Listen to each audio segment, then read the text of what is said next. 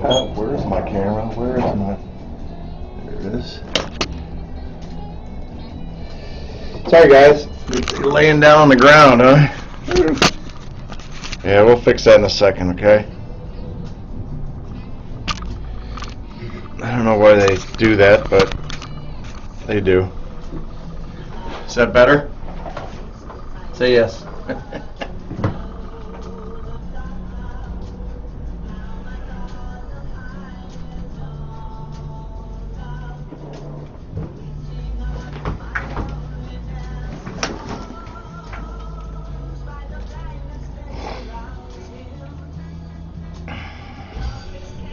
Running a little behind today. Something about snow.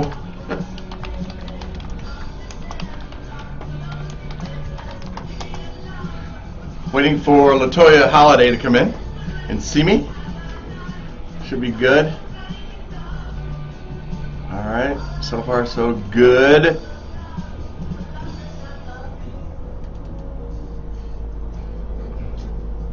Give me 1 second, and I'll get you going.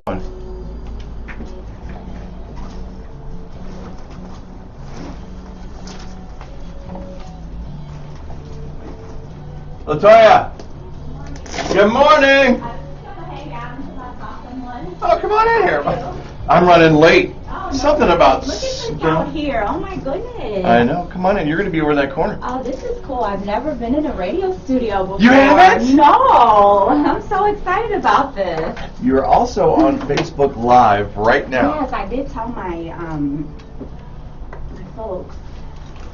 So hopefully I know my folks are on their way to work trying to figure out how to navigate that. You get to see how you're going to be on that microphone there. This one? Yep, and you can play with it. Oh. We got to talk into it. Yes. Sometimes people do I this. feel like I want to rap. I don't know. It's like this. People like this. They're Yeah, like, no, it would be right here. Yeah. You'll see them actually lean back when you're. That's awesome. And so these Those will are allow yours. me to hear you? Or, Yeah, and people call. You'll hear the music. You'll hear everything. Nice, okay. And there's a volume control in front. Level? Yep. Okay. Awesome. So let me get her started here. I can figure out where I am. Okay. And we'll get going. I'm only 4 minutes late.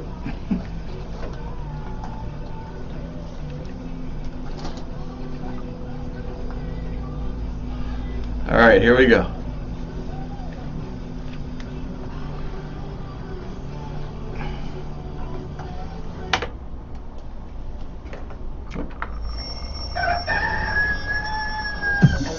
Good morning, Sun Prairie. Time to rise and shine. What? Time to pour the coffee. Water? With Bill. He wants to be human. Time bring your to coffee? rise and I did not have shine time to with get coffee. Bill. Want water? Ingredients for disaster. Time to get going with Bill. She is phenomenal. Welcome to Baker Street with your host, Bill Baker.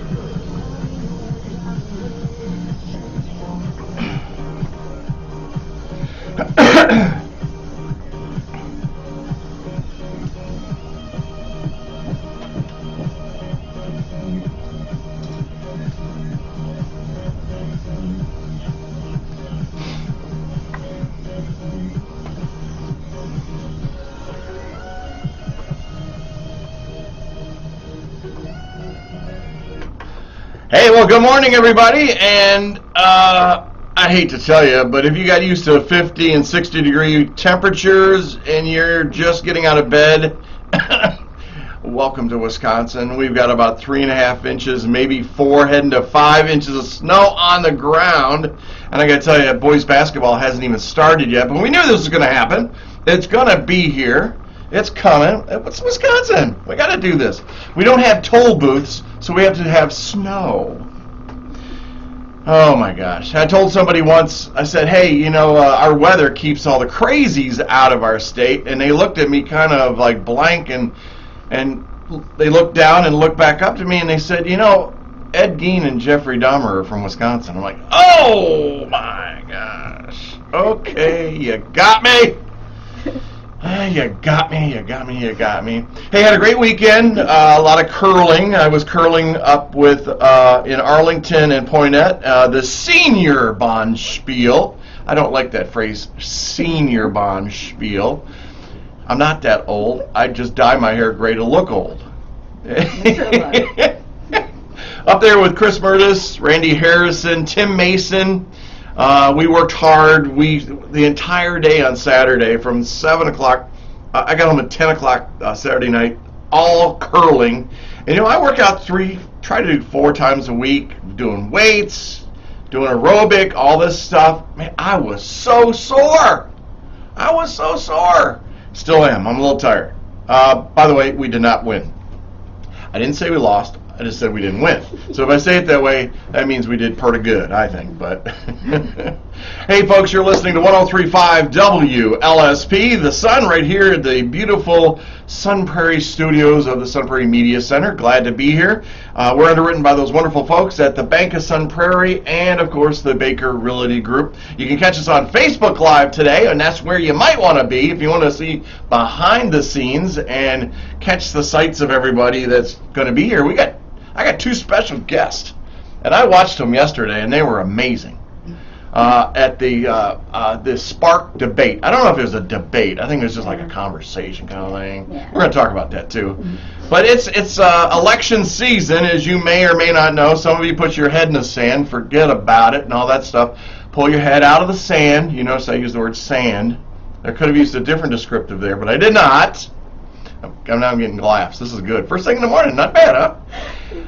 You got some good people that are running for school board, city council, county supervisors. I mean, it's out there, but you got to be a part of this, and you got to become educated on what's going on and learn from these folks, because they're putting their time, their effort, their energy into helping our school districts, our city, in ways that we have no idea. I mean, I see a change coming. I do. I can feel the wave. I can feel the wave coming. So we're going to have a lot of good conversation. Ms. Latoya Holiday is first. She'll be in here at 7:15. She's already in studio. She's laughing at me. I need an audience. I like that. You can come in here anytime, you know that, and just laugh at me. Wonderful. And then we'll have Diana McFarland at 8:15. And so I'm looking forward to that. But let's do this. Let's get started the way we always do. And I can't figure out where I lost all my stuff. Hang on. Now I got to fix it again. Oh, no, I got it back here. Hang on.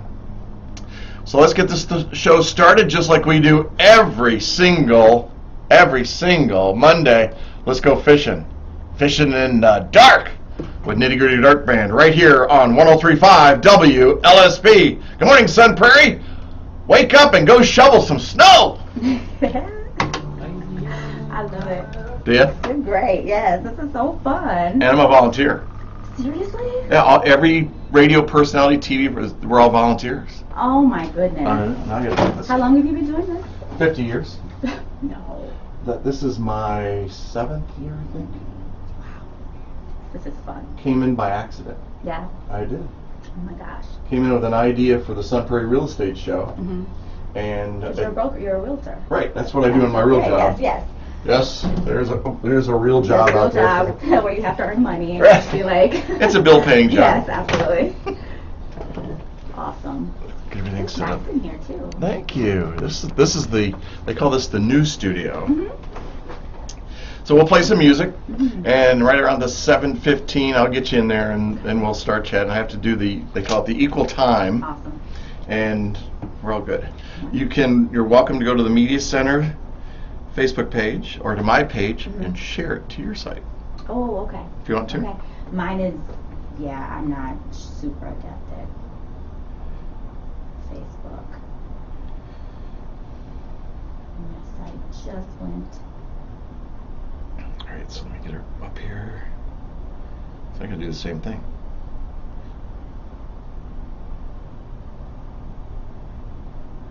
Thank you for coming in. Yeah, of course. Thank you for having me. And by the way, nice job yesterday. Thank you. That was a different kind of setup. I was nervous. You were? Yeah, man. I mean, I'm usually not nervous at public speaking, but that questioning, like, I've never done that. I've never ran for anything before, so that was just it was different. Well, I did it last year. You ran for what? City council. You did? Uh-huh. Oh my goodness. How'd that go? Well, I mean, well, the campaign. I did not win. I did not win.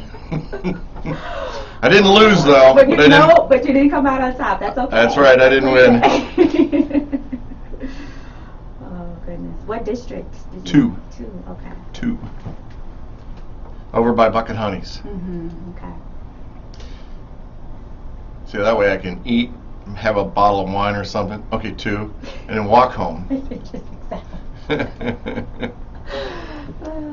You didn't know what you were getting into this morning. This is great. I'm a bit of a goofball, so I love it. I'll laugh all day long. Now I can remember my password. Yeah. Hate that. Well, yeah, especially after you've done it 100 times. So irritating. Oh, thanks, David. Yes, I did run. I've got people are talking to me already. Oh, really? Yeah. Yeah, thanks, buddy. And I may do it again. You just never know. I don't know. We'll see. Some pretty mean people out there. I'll put Facebook up here. Facebook. Gotta love Facebook. So I'm seeing comments and questions. Everybody's coming on. Hey, good morning, good morning. Patty Hall, good morning. These are friends from Michigan when I lived there. Oh, wonderful. Val, good morning. Christine, you're awesome. You're supposed to come in and be my co-host sometime, but you forget. You said you were coming in. She does the parenting game. Oh, okay. Wonderful. Yeah. TV show, though. She does TV. She has to worry about makeup. Me? No, not so much. Not so much. Well, you look great. You don't Thanks. need it. And we can't play music because Facebook feels that we are not a radio station. That we don't have the rights to it. So they shut us down when we do that. So how do they determine who is and who isn't a legit? It's a meta thing. Okay, got it. I don't know. Okay. They just use the algorithms. That's easy for me to say. Interesting.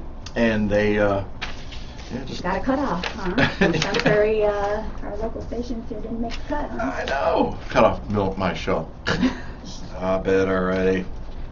Man, you got a great background. Thank you. It's been a good career. Good life so far. I can't complain. Awesome. It was. I enjoyed it yesterday.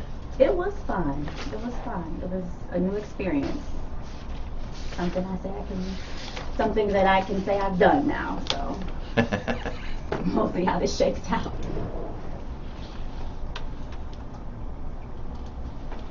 I'll give you a warning before we get on there. Okay. There's a telephone over here too, so some people may call in. Oh. I doubt it. Okay. They've forgotten what that thing is. Nobody uses that anymore. They don't use that. No. Got about 45 seconds. Okay.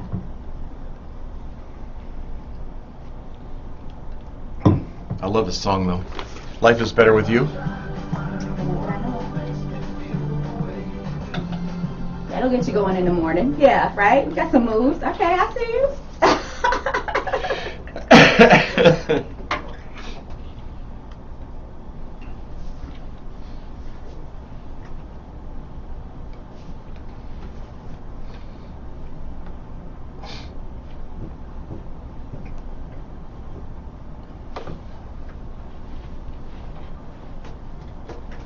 They'll laugh at me for dancing. That's good. I'll make you smile in the morning. Say that over. I'll make you smile in the morning. Yes, of course. This early? About 10 seconds.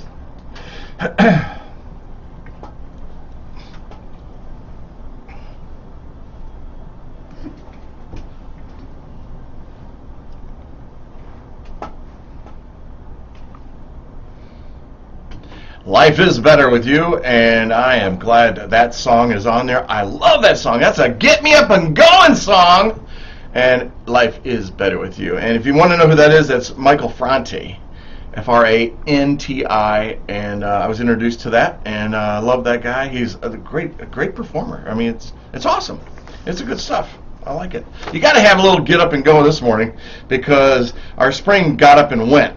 And I don't know where it went, but it went somewhere. Gone. And right now, I know is it's underneath a shovel somewhere. Oh, a snowblower. I'll have to do that later. I got up at 5, and I'm like, okay, I just got prepped for the show yet. And in fact, normally I do it on Sunday night, but last night I had to go see Batman. And Batman is a 3-hour movie. It was good. Was it? It was good. Had me some popcorn. Shh! Don't tell my coach. Had some popcorn. I had some popcorn. Extra butter. Just telling you. Bill Connors, good morning. Glad to join us. Hey, this morning is all about the school board, and let's get into that a little bit here because we've got 2 amazing ladies that are going to be on here, 2 professionals that are going to be here, and they're going to share their interest in our school districts and what they feel they can do to make it. I think better is overused sometimes, or help set a direction. Yeah. There we go. Progress. I love this. Okay, so our Latoya Holiday is here, and I have to tell you that everybody yesterday was at Spark, and our 5 candidates. We're going to pick 3 out of 5, and I want to say everybody I thought did a very good job. They did. You did an exceptional job. Thank you. You're welcome. Now you've got a huge background. And I had like a full page written down. I had to shrink it down. I was now at a quarter of a page. But here's what I found when I was doing my homework. Yeah. All right, and you can add to this. If you want Okay. to. Absolutely. It says Latoya continues her role in a special. Well, this was back when you were a special assistant Yeah. to the superintendent. She began her career at DPI in 2005. Yeah. And as an intern through the State of Wisconsin Student Diversity Internship Program. Latoya later served as a school administrator consultant for the private school choice voucher programs and as a state charter schools consultant. Yes. You hold degrees in English and Education Policy from the University of Illinois, boo, and UW-Madison. I guess we're co-champs now, right? Well. I know.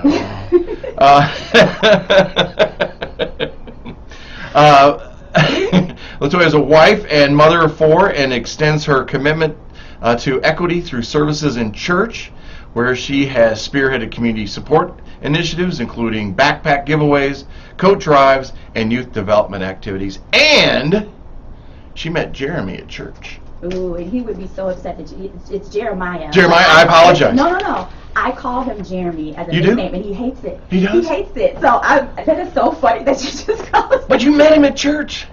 I didn't love meet- that. I didn't meet him at church. I met him on campus through. Oh, friends. That's not what I read. That's not what I read.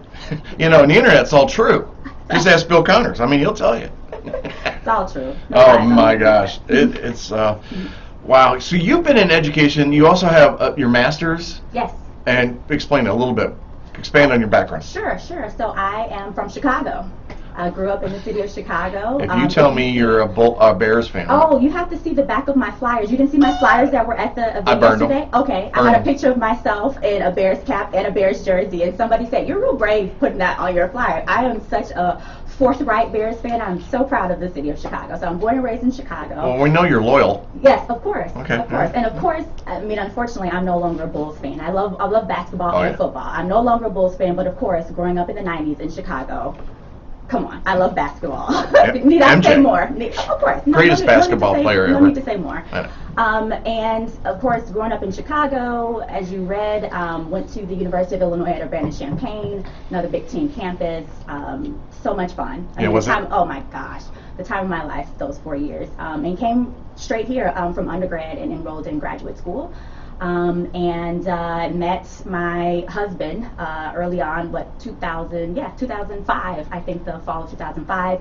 He was working for the Department of Public Instruction at that time. I was just in grad school and doing an assistantship on campus, and we met through a mutual friend. And 4 kids later and 15 years, just celebrated a 15-year wedding anniversary of about 2 weeks ago. Congrats. A week ago, the 27th of February. So yeah. Nice job. And here we are. I started as an intern at the DPI. Uh-huh. Learned about the state of Wisconsin's diversity internship program through school. I applied and was hired, and that was the start of my career at DPI. It was supposed to be a summer internship, but my supervisor at the time asked me if I wanted to stay on in an LTE role as I continued my graduate studies, and I did. Did that for a couple years, kind of part-time here and there, and then got my first full-time position at DPI in 2011, working for the charter schools team. Okay. Now, how long have you been in Sun Prairie? All right. I've been in Sun Prairie 1 year. I lived Oh. in Madison 14 years and moved to Sun Prairie December of 2020. Okay. I've been told you now need, if you want to go to the west side of Madison, you need a passport. Yeah. It's so far away. Somebody said the other day, well, somebody were telling me they're going to the west side, and I'm like, you're going all the way to the west side? And they're like, Sun Prairie. I'm like, okay. Oh my God, the west side is like, yeah, going to Macy's for me, solid 30. Like, it's, Oh my gosh. It really is. One of my favorite stores, by the way. Yeah. Just- Oh yeah, you gotta love Macy's. They did not have a tan suit for my kid's wedding, my son's wedding coming up Sunday, but that's okay. I'll forgive him on this. Hey, let's talk about school stuff. Yeah. Why? Everybody wants to know why. Why? Now tell me the real why, though. The real, Don't give me the political one. Tell me about the mama one. I will see, yeah, and all of them, and I don't know that there is a political one for me. For me, honestly, I love that. honestly, I'm not. I know everybody admits it. I'm not a politician. I am a mom. I'm a mom. I'm an educator. I'm a person that's concerned about my community. I'm a person that believes that all people deserve to have a good quality of life and have access to everything that has made our lives great, right? The things that we enjoy. And I love people. And so that's why I'm running for school board. I think that I have a perspective to provide as a mom, as a black woman, as a member of the black community, as an educator, a person that has been in education for many years. I think all of those together create a unique perspective that I think the community and the school district, I won't say needs, but well, maybe I can say needs, because there is, I think, a lack of diversity among our leadership in the district. And I think diversity and the rich perspectives that diversity brings are necessary to really meet the needs of our kids and families. Diversity is a word that's thrown out a lot. Yeah. To me, it's the two words I hear during the political cycle is diversity and affordable housing. Mm-hmm. We won't talk about affordable housing right now. Yes, we won't talk about that. Okay. But so what's the answer to that? The lack of diversity? Is it recruiting? What are the steps to do that to improve the diversity? Yeah, and when we talk about diversity, there's a sort of a two-pronged thing here. There's diversity in our teaching staff and teacher recruitment, and this came up yesterday. And so I think there's some specific strategies that we can talk about to remedy or try to mitigate the challenges we're seeing in that area. But then there's also diversity that I just mentioned at our leadership level, right? Like we have a superintendent, his staff and cabinet, and a board that's responsible for setting the vision, the goals, and holding itself accountable for the work of the district and serving kids and families. And so diversity in both of those spaces is very important, because again, if you don't have diversity at the leadership level, who's providing the perspective? We all have our own lived perspectives. I'm not saying that's a good or bad thing, but it is what it is. Sure. Right? I know what I know because of who I am and where I came from, right. And you know what you know because of who you are and who you came from. And together, we can bring our ideas and our perspectives together to create something that serves all people, because you have a unique perspective and I do. And so I just think that's just a necessary thing. If the folks that you're serving are different, then the perspectives and the folks that are making decisions about serving them should also look different. Wow, but that's such a big thing. It's huge. I mean, that's why nobody's just think figured about it out yet, well, that's the right? thing is diversity in what way? Yeah. I mean, when we talk about diversity, it goes to black or brown. Yep. But you got to spread that out. So many different things. Absolutely. From the Hmong population, Native Americans. I mean, we keep going out. Asian. I mean, it's how do you do that? People whose language is not English. Exactly. Language, religious diversity. Sure. I mean, all kinds of things. Right. You get into things about the LGBTQ plus communities. All these things. There's all types of diversity. Right. It's not that, and I hope that in my words and how I specify sort of where my focus is and what I'm most passionate about in terms of helping black and brown families or people didn't walk away from that meaning, oh, well, she's not concerned about Hmong people, Native American people, Latinx people, or, whatever. Mm-hmm. That's not the case. I think, everybody we all need to come together and understand who's in our community and how we best serve all people well. I'm glad you said that, because I think that our friends like Hugh Cha and all that, talking to him or anybody, I mean, each of the different ethnic diversities out there, that community is different and how they relate to everything. Absolutely. I mean, even for me in real estate, it's that way. Absolutely. Working with a Hmong family, I know that I have to double and triple check to make sure that no one has passed away in the property. I mean, it's stuff like that. And so I appreciate what you just said. You also quoted yesterday a statistic. Mm-hmm. It was like, and help me with this. Sure. 85%. Yeah, so if you go to the Department of Public Instruction's WISE portal, which is where they store all of their district student information, and I went pre-pandemic. I went to 17, 18, and 18, 19, right? Because there's a most recent report card and data out, but it was during the pandemic. Right. So, all that's kind of, got to take that with a grain of salt. So I went to 17, 18, and 18, 19 for the district, and what I found, when I looked at the data that was disaggregated by race, 85, somewhere around approximately 85% of black students in the district are scoring in the bottom two categories in ELA and math, which means they're not proficient. What's ELA? I'm sorry, English Language Arts. Thank you. You're welcome. Working at DPI, you just start with these acronyms. We've got a billion of them. Same thing in real estate. Yeah. Sorry, English Language Arts and Okay. math. All right. In both of those categories, somewhere around 85% of black students are in the bottom two categories, meaning they're not proficient. Why do you think that is? Just on its face, because the district is not serving them well. You notice I paused. You paused. How do you correct that? How do we correct that? How would you correct that? Sure. Because I'm not sure I agree with you. Yeah. And I respectfully, I don't. No, I want to absolutely. challenge you because I have no educated context to really present to you of that. Mm-hmm. But I just find a school district. I feel Sun Prairie is a really good school district. Sure. The people that are moving in, people. the people that are moving into town, they're moving here because of the school district. Mm-hmm. But I have a hard time thinking that the school district is not working with each child, doesn't matter what diversity they are, Mm-hmm. to help them be successful when they leave high school. Yep, me saying the district is not serving them well isn't saying that the district is not putting forth effort. Okay. I think everyone is working very, very hard. I think Brad Sarin and his team and everyone is very well intentioned. I think their hearts and minds and their will and priorities are in the right place. I think the ways in which the district is approaching serving, and right now we're talking specifically about black students, the way they're approaching serving black students is not working well. I mean, the data, that's a fact. Sure. If the role of districts is to educate kids, and you're telling me that 85% of them are not proficient, Right. That's a problem. Sure. So how much of it should be I don't know how to answer this question. How much of it should be the responsibility of the school, Yep. the community, and the family?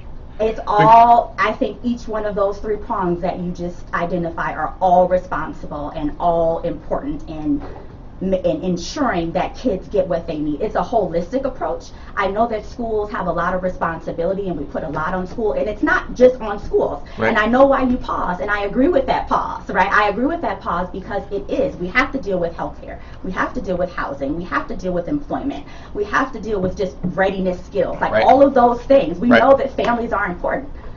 One of the reasons why I was able to achieve the things I have in my life is because I was blessed with a mom and a dad who loved me and did everything that they could for me, sacrificed for me. They were there for me. They put into me things that they knew that they didn't have so that I could have. Sure. That's important. I am so not saying that all of those other entities, the family, and all of these other things that go into the family aren't important. But I think schools also have a responsibility. It's very hard, and I haven't sort of made this match between the absenteeism data and attendance data and achievement data. But it's very hard for me to say there's a kid that's going to school, let's just even say 85% of the time. Sure.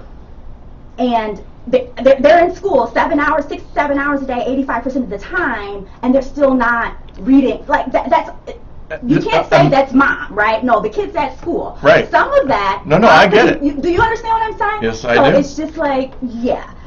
we got to get to the heart of what's going on and what's actually going to work. I'm not stepping into this space as if I have all the answers. I don't have all the answers.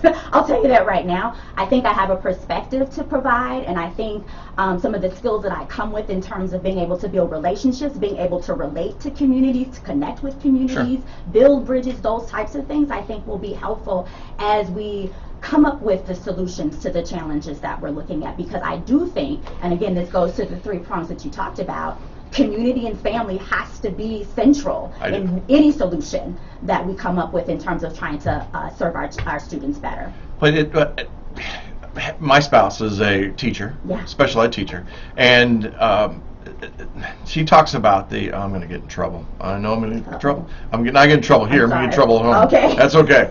But it's the role of the parents. I'm probably one of them. I mean, kids are getting iPhones when they come out of the womb, but maybe a little exaggeration there. But it seems like our parents are trying to be friends instead of being parents, and some households there's only one parent. Now, my mom was by herself, but we had the support of grandparents and everything. It was just her and I for 5 years. No, I was 8, and then she married my dad. And I was the first one to go to college, but my dad was going to college. And I get that. That's kind of fun, Yeah, that was fun. But he got his doctorate and all that. And then with the bachelor's, I'm like the least educated in my family. But we started with a single mom family. Thank God for grandparents. Absolutely. I'm telling you. It definitely takes a village. I mean, you have to. I mean, I grew up with supportive aunts and cousins and all those things. Yeah. The morale. Now, you heard where I was coming from. Yeah. Who I got in my house. So the morale is down. Okay. Teachers want out. They're looking for early retirement. They're looking at their accounts to see if they can do that. They're concerned. They're dealing with violence. I mean, they've got students saying things to them that my grandmother rolls over in her grave every time they do.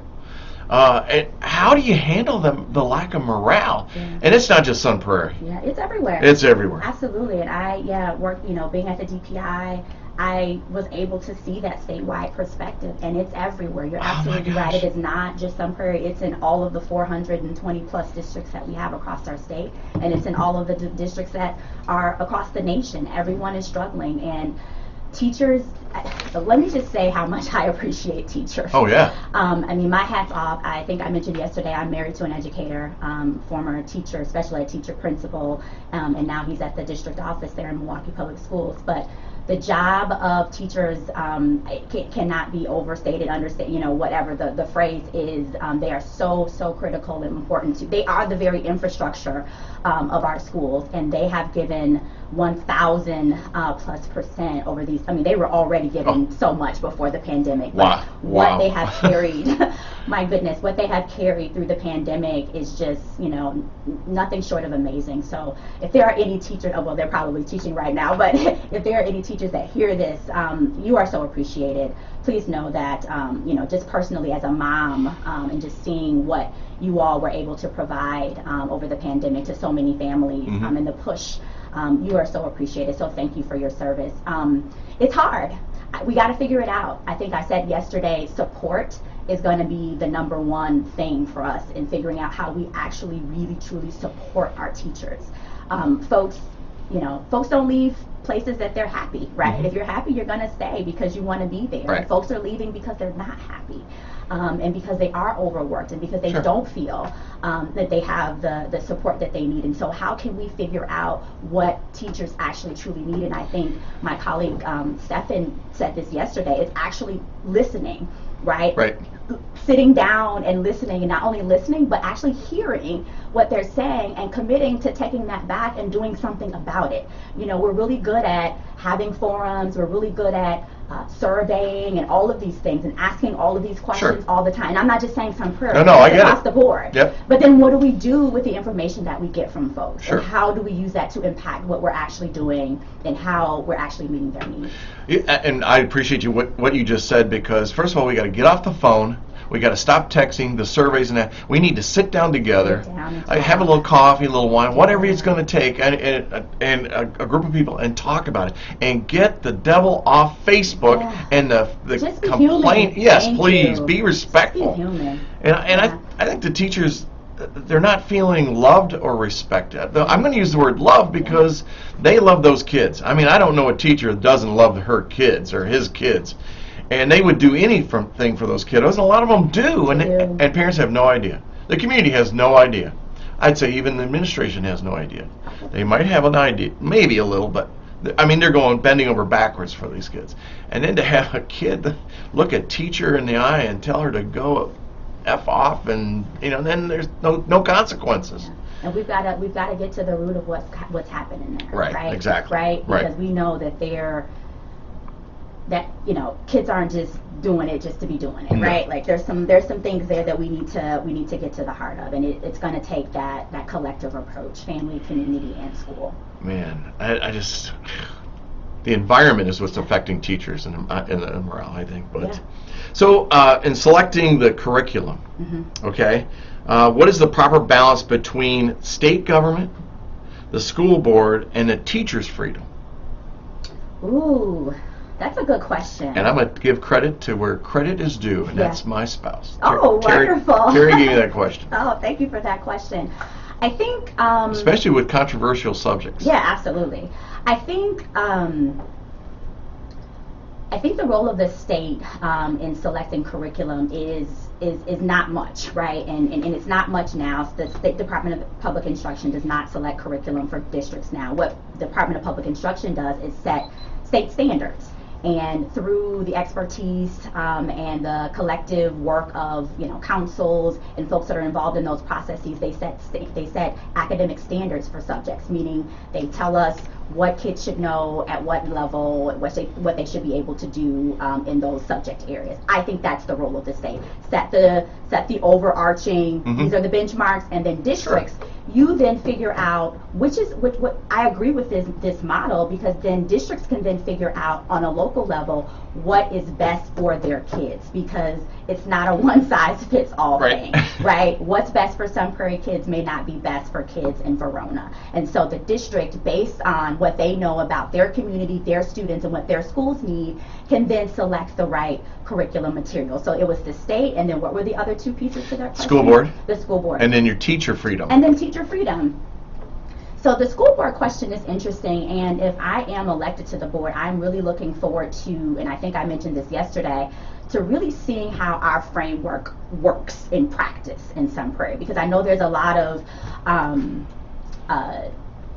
I don't know, people seem to have differing opinions about the school board framework and how the school board actually functions in Sun Prairie in terms of its authority, and what it's actually able to do through just holding the superintendent accountable and hiring the superintendent and looking at board policy. Folks are like, that's not enough. But when I look at it, I say, well, that's like everything. So how does that actually... Sure. So if it's not working the way in which people think supports true change or what have you, then I'm interested in how that works. But for now, I think the school board should be involved, and this is something, again, I would be interested to dig into, because I think I heard Steve mention, it's not the role of the school board to select the science curriculum. Well, I think the school board should be. I think that the administration should bring forth recommendations. I think we should be informed about what they're doing. And so if that's what's happening in terms of where the decision-making authority, because curriculum is a big thing. And so if I'm elected to the school board, I kind of want to know how the district is making decisions about curriculum, and I want to be involved in that process. I think the curriculum decisions, just based on the overall framework of this is what we're going to select to enable our students to meet the standards that the DPI has set, that should happen at the district level, and then teachers should have some autonomy to supplement and do what they think. They're the ones closest to the kids. Sure. But I don't want a teacher teaching creation. I had the word and I forgot it. Creationism? Thank you. Yeah, okay. In science, I mean, Sure. No. But the district would never select a curriculum that included creationism. So if the You know what I mean? so the district should give the framework, and Sure. I'm not a curriculum expert, so I may be like using all the wrong lingo or something. Well, but, me too. Yeah, I mean, I'm not a curriculum, but the district can select the curriculum, which gives the framework, and then the teachers figure out, take what that is, supplement it with whatever they need to help their students meet whatever benchmarks they're trying to meet for that particular lesson. And if the curriculum itself doesn't include that, then there shouldn't be any latitude for the teacher to just go off script, I guess. Off script, I like that. Yeah. I remember lesson planning books back in the day. Now I'm 60. I mean, I graduated in 79, so they actually used paper. It's that stuff you write on once in a while. Green lesson plan books when I was in school. Yeah, see, there you go. I remember them having to have their lesson plans approved for what they were going to teach. I don't know if that happens today or not. Yeah. But I think we do need to give some flexibility to our teachers to teach in the way they want to teach. Absolutely. Because some of them are fun. Yeah. Other ones are boring. I am right. You know what I mean? Kids, and we got to make it exciting for Right. kids. There you go. Somebody talked about that yesterday at the forum. Like, we want kids to be excited about coming to school And not want to leave. and not want to leave. That's what was missing in the comments. Now, hey, I don't want to go home. I'm going to stay right here. I'm digging this. Absolutely. Come on. That's what it should be about. Oh my gosh. It's what life should be about, right? Absolutely. Yeah, but get rid of Make those it phones. fun. So I got yelled at the other morning. I get yelled at a lot about being on my phone. And what are you doing? Are you on TikTok? I'm like, no, I'm actually reading the paper. You're reading the paper? No way. I'm like, yeah, I turned around. It was the Sunbury Star digital version. Wow. So I have to get off the kids and their phones because Yeah. they're reading the newspaper, of course. Well, of course they're reading the paper. Not. They're not TikToking. Ah! They're not TikToking at all. I don't even know if that's what it's called, TikToking. I don't even know. Are you on TikTok? I'm not on any social media. I know, I looked for you. I'm like the oldest the oldest under 40 person you'll know. I'll be 40 in November this year. And I've never been on any social media. It's just never been my thing. One, because I've got 4 kids and I was working a full time. I mean, I didn't have time. I'm not, nothing against anybody everybody's on social media, but it was just a personal decision. No, I'm with you. That's just another thing to, and with all of the just crap that's out there, it's like I don't want to be a part. Like, and that's what it is. No, thank you. Right? That's what it is. No, thank you. So I just try to remain as clean as I could on the social media. Yeah, they go off intentionally. They're mean. Yeah. People are mean I'm and on nasty. LinkedIn. Is that social media? Yeah, it is social Okay. media. Well, that's good. I didn't find you on LinkedIn. Oh, I'm on LinkedIn for sure. Oh my gosh. I'm on LinkedIn for sure. Put some videos on there. I don't post anything, but I'm on there. My profile's you're there. a troll. I what do you call it on LinkedIn? I have people, but I don't post anything. Oh my gosh, look at you. There's nothing wrong with that, except your kids are out there going, Mom's not on here. Mom's not on here. We can do anything about it. What now? We got eyes everywhere. Moms always know. Oh yeah, of course don't they do. they? So let's talk about the biggest challenges. Because this is one of the questions from yesterday. Yeah. And I listened to yours, and I want you to repeat it. Yeah. I said I identified just one. I think there's multiple, but yesterday I identified just one, and I said that I think the biggest challenge for the school district is serving Black students.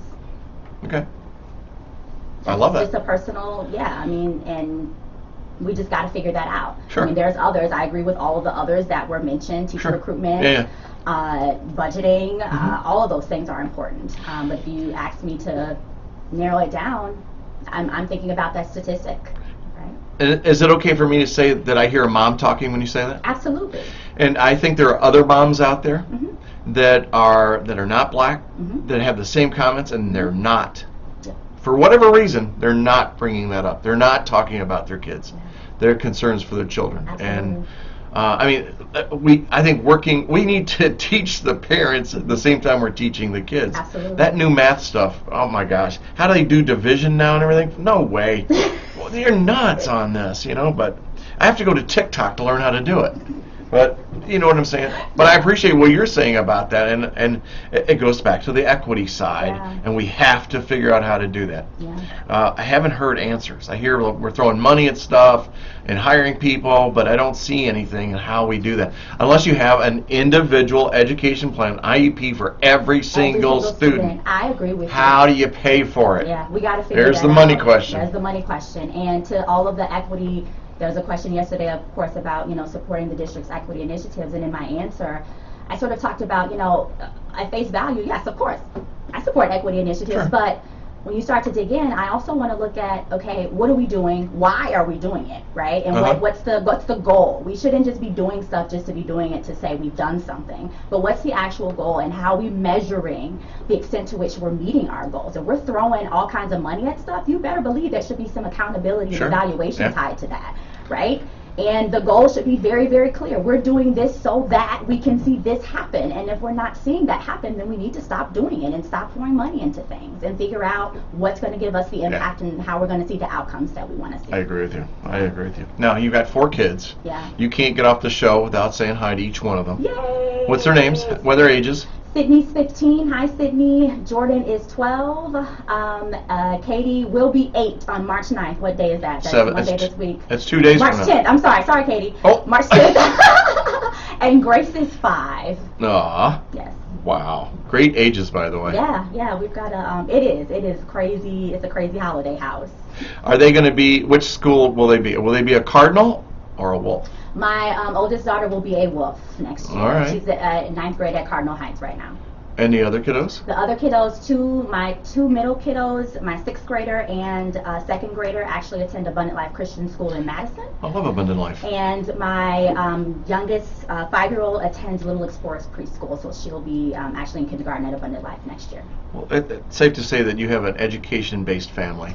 We do, and we're all across the board, right? Like, and my own educational experience in Chicago, I went to a public school K through 8, and then my parents sacrificed and sent me to a Catholic all-girl high school.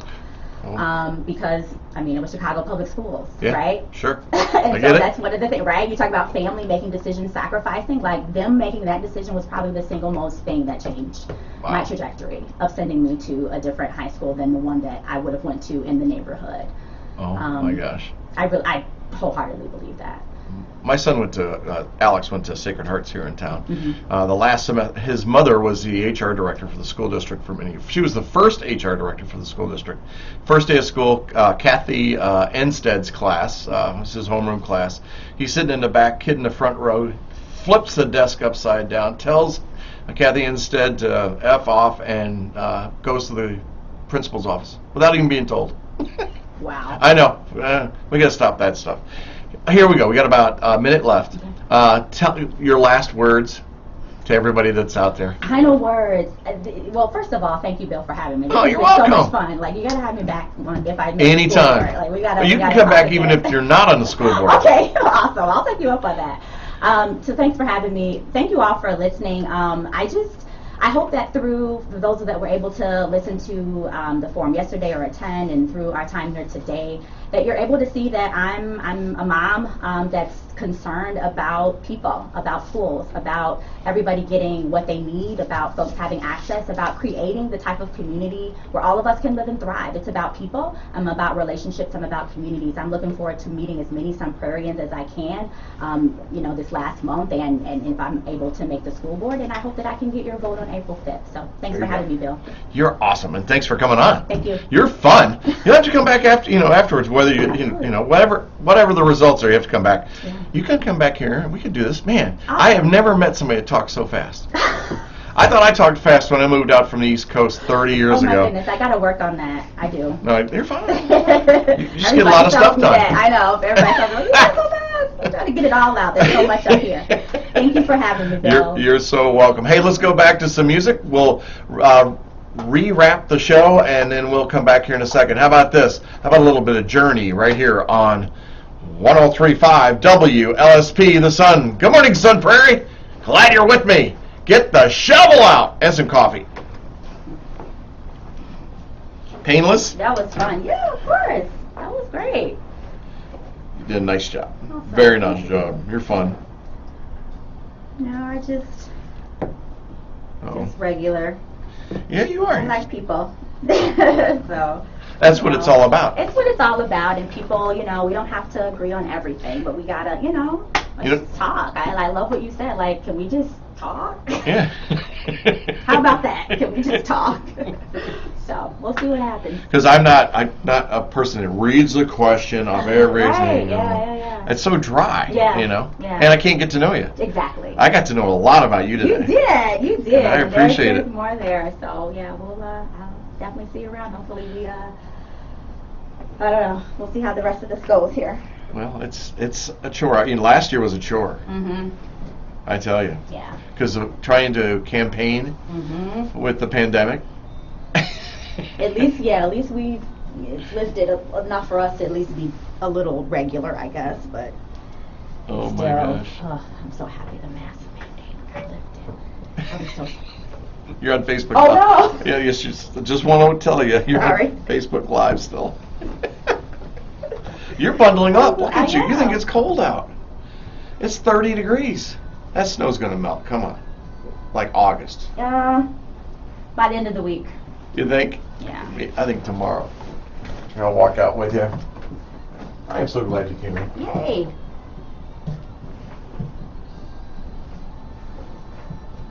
You had good points yesterday.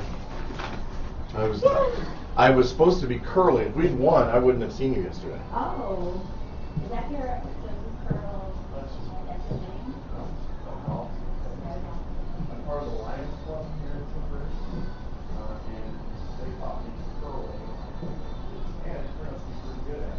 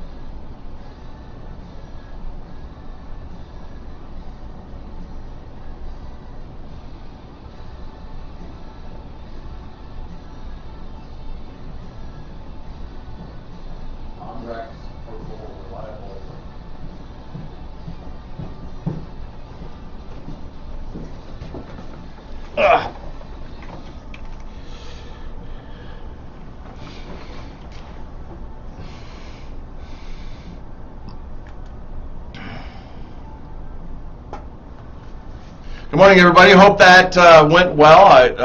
That you hope you learned something from that. We'll have Diana McFarlane coming in here shortly. She'll be here at 8:15, and we'll go from there.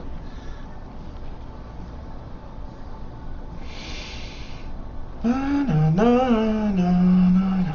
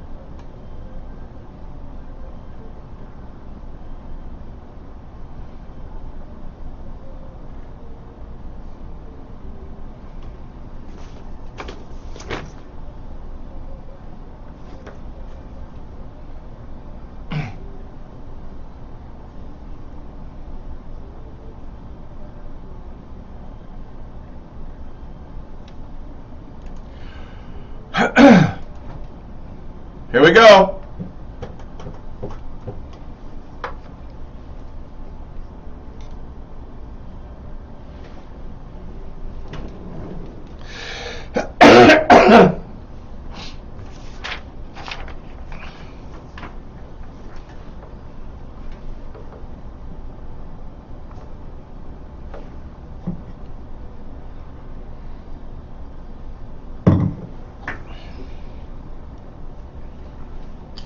Albert, good morning.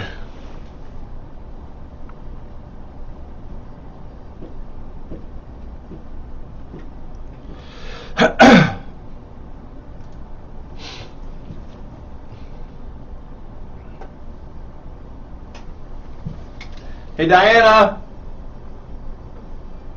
Diana.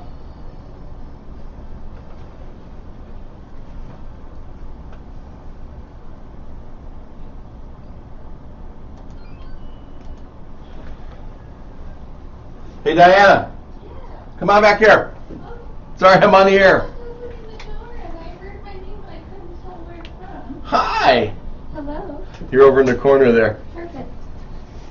Good to see you. Your headphones are there. That's something I put together for you. I thought thanks. I liked that. I liked it a lot. Oh, is this the League of Women's Voters or? Those were your answers from your site. Oh. All right, I gotta go on. Thanks, Lisa. Appreciate that introduction. That's Lisa Wolf, my former producer. She is absolutely amazing. Hey, don't forget, it's Monday night. What's Monday night? Monday night is Sunshine Supper, so come on down. I will be there tonight, so I expect everybody in Sun Prairie to come down. All 36,000 people. Come on down and see me. Say hi, grab a meal, have some fun. If I'm going to be in the snow, you should be in the snow. And I will dress warm. You dress warm in your car, okay? It should be a lot of fun. 5 o'clock, downtown Main Street, right across the street from Stark, right next to Sunshine Place. Love to see you there. Come one, come all. And that's what it's about, a community-based meal. So would love to see you there. Please come on down and say hi. Let's see, career options in the Peace Corps. How about this? Consider the Peace Corps as an option, but somehow life has gotten in the way. Discover options for Peace Corps services. Talk with return volunteers and get answers to your questions during the event at 6:30 p.m. on Wednesday, March 9th in the community room in the Sun Prairie Public Library. To register or learn more about the program, please go to sunprairie.librarymarket.com/events/Peace Corps. Sun Prairie Family Fun Day. Join the Sun Prairie DECA for a family fun event with games, activities, crafts, and plenty of opportunities for kids to get out of the house, featuring bouncy house. It should be bouncy houses, not bounce houses. An obstacle course, mini golf, live auction videos, and interactive story time, and more beginning at around 10 a.m. on Saturday, March 12th at the Sun Prairie East High School located at 888 Grove Street. I love how we're already calling it East High School instead of just the high school. The other one's not finished yet. So you know, there you go. So if you want any of your updates, go to sunprairiestar.com. And if you've got a special event activity that's going on in Sun Prairie and you'd like to get some free advertising, you just contact us here at the Media Center. We'll put it on the air. TV, radio, we'll do it all. Smoke signals, we'll send those up. We're good at it. Social media, oh my gosh, we're the best. So do that, would you? And if you're interested in volunteering, get down here and volunteer at the Media Center. Every radio and TV personality here is a volunteer, and that's about 90 of us. So come down, and if you got an idea for a show, hey, talk to Jeff Robbins. Tell him what you want to do. We've got 24 hours a day of TV and radio to schedule. So come on down and be a part of it. It is a blast. No experience needed to do that. So I hope that you will do it, think about it, be a part of it. It'd be great. Hey, so we're going to go into our next candidate. Now, we're talking about the school district today. And we're having a great time. By the way, you're listening to 103.5 WLSP, The Sun, right here in Sun Prairie, and the Sun Prairie Media. Now you got me laughing, Diana. We're at the Sun Prairie Media Center in a beautiful snowy day. There are delays and cancellations, but never Good Morning Sun Prairie. We are always shining, and it's always sunny in this little studio. Let me tell you, I got to make it that way, and it's fun. So, hey, thanks for all your support so far and your input that you're giving me on Facebook. And if you got questions, put them in the chat area. If you're brave and you know how to use that thing called a telephone, cell phone. Some of you have rotary dial phones. Bill Connors probably has a rotary dial telephone. Give us a call, 608-825-0930. 608, I'll slow down, 825-0930. You can call there, or like I said, just throw it in the chat and we will, I'll ask the question. Hey, so next we've got Diana McFarland. And you did very well the other night. Or the other day, yesterday. Yesterday, thank Oh, you. hang on. I have to turn you on. And that microphone, you have to talk into it. Yesterday. And you can pull it too. Is this working? Yeah. You think public speaking is scary? Being on the radio is really scary. Oh, I don't know. I'm not so scared today. Okay, good. You did really well yesterday. I was really impressed with everybody that was up there. You came with a, and welcome to the show. Thank you. You're welcome. I go right into it, right? You know, come on, I got to get into this thing. You had a perspective, a different perspective. Stefan, financials. Steve was doing more board stuff. Mm-hmm. You came in with, you were talking about the kids. Actually, you were definitively talking about the kids. I mean, that was your focus. And as you say, you're a mother, teacher, and volunteer. That's what I do. So tell us why you would want to get into politics and be on a school board. Well, I don't want to get into politics, but I am interested in the school board. Well, it is politics. It is politics. Oh my gosh, I'm telling you. No, but it feels like the next step. Okay. So like I said, I've done Kinderball and Scout troops, right? And Okay. I've done the SCO board at the school, and I've been on the Parent Leadership Council, and I've interacted in a couple task forces, which those I don't get nervous on. If anyone's been on a task force with me, they know I'm not nervous to talk there. This feels like the next step. I've been involved. I know what's going on. I care about the issues. But there's a lot to learn being on a school board. I've been going to all the school board meetings since I announced I was going to be a candidate, and it shows me how much more there is to learn about the district and what we can do for kids. So were you a teacher at Sun Prairie? I substitute teach. Okay, you substitute. So I graduated in 2009. Okay. And I've been substitute teaching ever since because mom is my most important And you role got 4? to me. Yeah. What is it with this 4? I mean, Latoya has 4. You've got 4. Is that a requirement for being on the school board? You have 4 kids? I got a good job. So you're a substitute teacher, but you have a degree in education Yep. and psychology. Correct. Okay, and you're working on a master's. Yep. I'm back at UW-Madison. Oh my gosh. We'll be the first cohort through this program. Actually, it's in the educational psychology department, but it's learning analytics. So, and I think it's a long time coming. It's looking at big data, right? The way we use big data for advertising and all sorts of things. Why aren't we using it for education? That scares me. Well, and the truth is we are using it, but there hasn't been a program specifically developed for educators to utilize data in the most efficient way possible. How would you use data? You tossed it up there, girl. I gotta get you talking about it. That's a good question. So last semester I did a project on the achievement gap, right? And utilizing data. Latoya mentioned WiseDash yesterday. Right.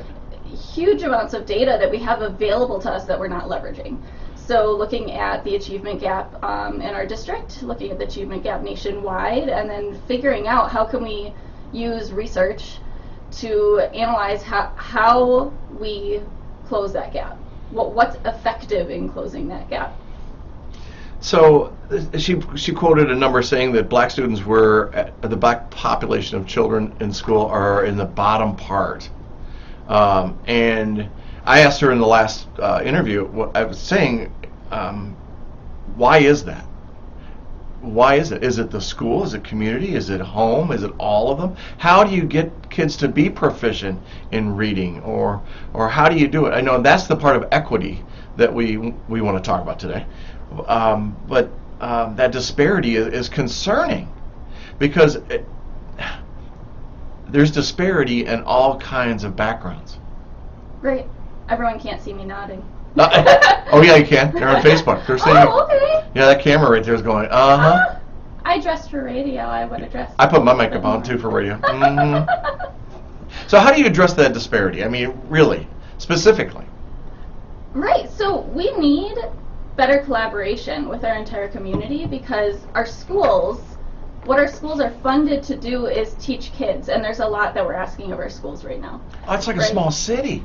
We're asking our schools to feed kids, which they're doing, which is important, right? We're putting clothing closets in all of our schools. We have social workers, we have school psychologists, and we need those services because kids can't learn if they're not fed, right? Kids can't learn if they don't have those base level supports that they need.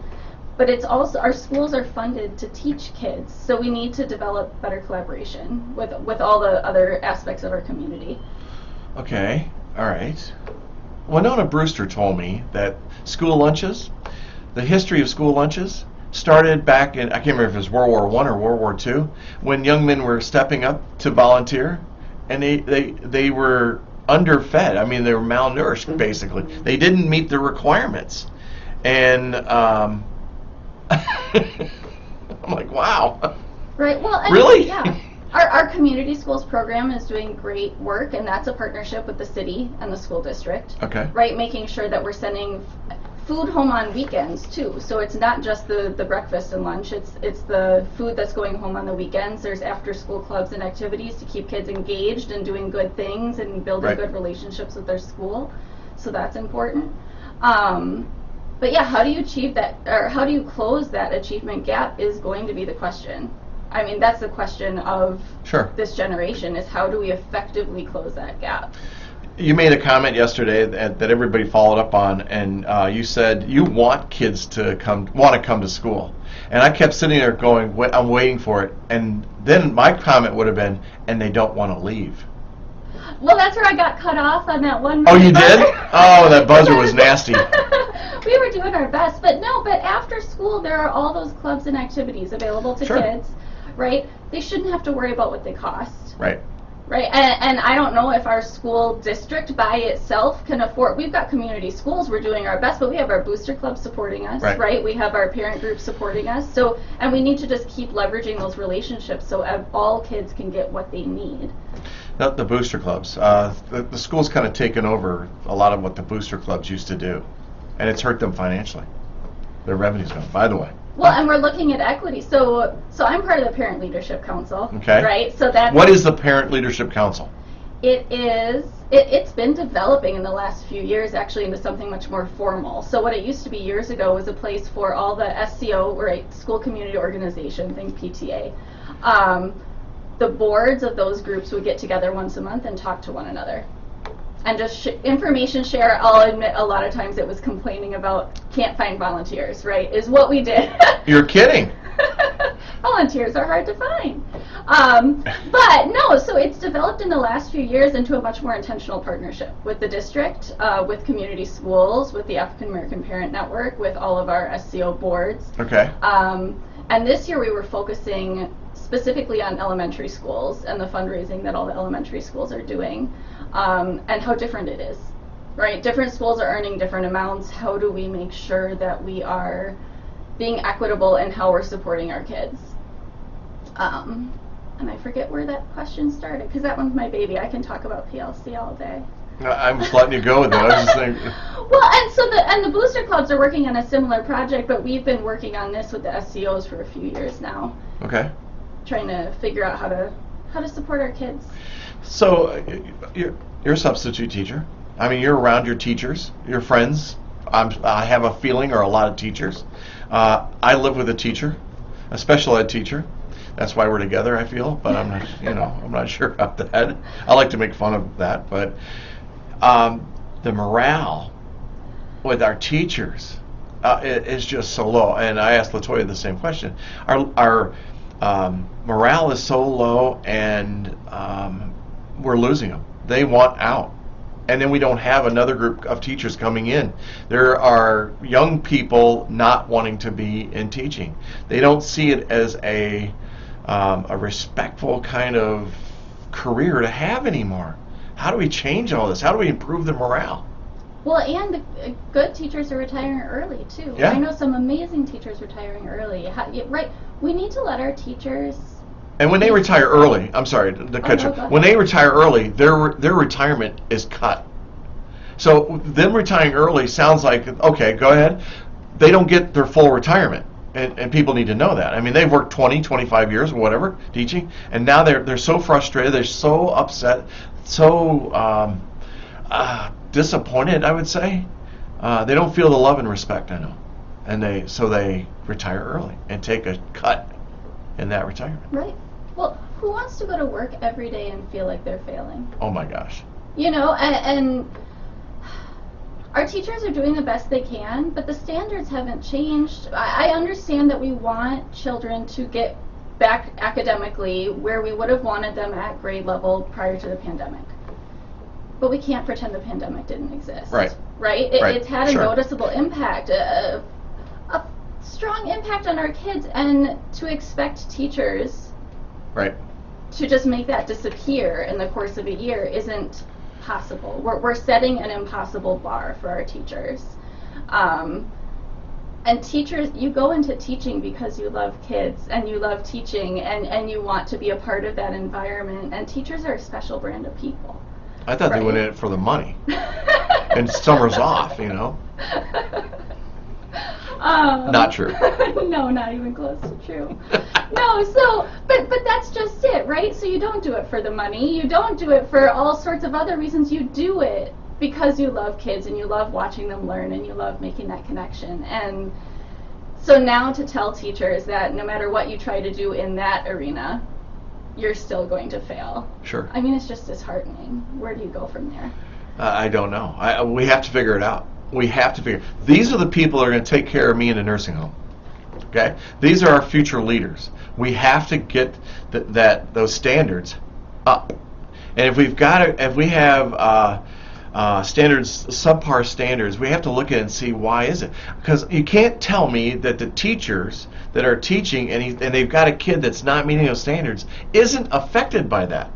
It's not like they come in, well, I'll make sure the little Tommy doesn't be able to read today, you know. He'll take cat and make that a dog, and dog is a cat. I mean, I'm making light of it because but it's so concerning, and the teachers have to be frustrated by it. And I hate the word frustrated. So let's use challenged, because they're trying to teach. That's their job. And if you got somebody that can't read in high school, they're reading at an 8th grade level, there's a problem. And where is that? How do you address that? Well, and there's so much learning that was missed, not even just the reading and the math, but I think about my senior in high school, hardly had a high school career. Oh, right? He sure. had a freshman year. Oh, because the last year? Right. Okay. He's a senior this year. Okay. You know, part of the last sure. senior unified class of Sun Prairie. Hey. So that's a special thing to be a part of. That's right. But, you know, you look at what high school was for him, and it wasn't anything like what high school was for me. Look at, I mean, purposefully cutting out social interaction for kids at that age. And you learn a lot through that social interaction. So there are pieces of that are going to take a long time to recover.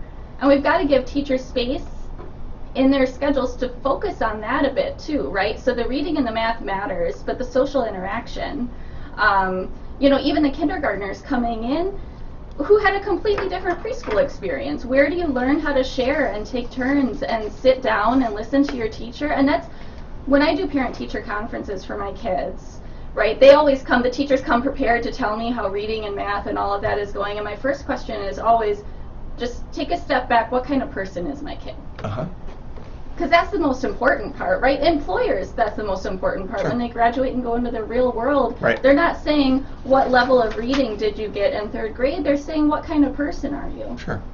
Yeah. So. Mrs. Kilby, kindergarten, a gazillion years ago, Alex. She took a big, one of those big exercise balls, and on that ball, in marker, she wrote can't. And all the kids took turns kicking can't out the door of the classroom. I love it. That's learning. That's learning. That's telling people you can do anything you want. You know, it's there. Here's a question I got for you, and I have to give my other half credit. This is her question. Okay. Because I was asking her questions about this, and you know, she says, in selecting curricula, what is the proper balance between state government involvement, school board, and teacher freedom to discuss difficult or controversial topics thoroughly and honestly?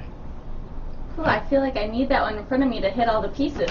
I'm handing it over to you. No, so... Last one. Right, so... It's basically about telling curriculum. Is it the state's responsibility, the school board, and how much freedom does the teacher have?